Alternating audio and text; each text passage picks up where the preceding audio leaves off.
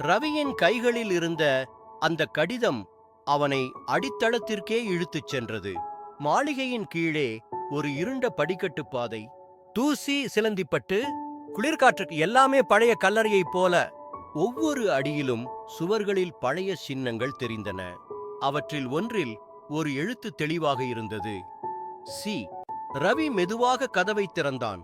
அடித்தள அறையில் ஒரு பெரிய பெட்டி. அதன் மேல் ஒரு பெயர் பொறிக்கப்பட்டிருந்தது, செல்வி. ரவியின் இதயம் துடித்தது. செல்வி, அது என் தாயின் பேரா? அவன் பெட்டியை திறந்தான். அதற்குள்ள ஒரு பெண்ணின் தினசரி குறிப்பேடு, ஒரு சிவப்பு நிற பட்டுப்புடவை, மேலும் ஒரு குழந்தையின் பழைய விளையாட்டு பொம்மை. ரவி குறிப்பேட்டை திறந்து வாசித்தான். அதில் எழுதப்பட்டிருந்தது, என் மகன் ரவி, நீ பிறந்தபோது உன் அப்பாவும் ராஜனும் சண்டையிட்டார்கள். அந்த சண்டை ஒரு கொலையிலே முடிந்தது. அந்த இரவு 12:15க்கு நிற்கும் கடிகாரம் என் வாழ்க்கையை என்றும் உறைய வைத்தது. நான் உன்னை மறைச்சு பாதுகாக்க வேண்டி மறைஞ்சுட்டேன். ரவியின் கண்களில் கண்ணீர் வழிந்தது. அப்படின்னு எங்க அம்மா உயிரோடா இல்லையா? அதே நேரத்தில் அடித்தளத்தின் மூலையில் இருந்து ஒரு பெண்மணி குரல் கேட்டது, ரவி. ரவி அதிர்ச்சியுடன் திரும்பினான். அங்கிருந்தார் வெள்ளை உடையில் ஒரு பெண்.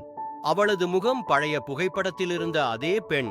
நீ என் தாயா என்று ரவி குரல் நடுங்கச் சொன்னான். பெண் மெதுவாக சிரித்தாள்.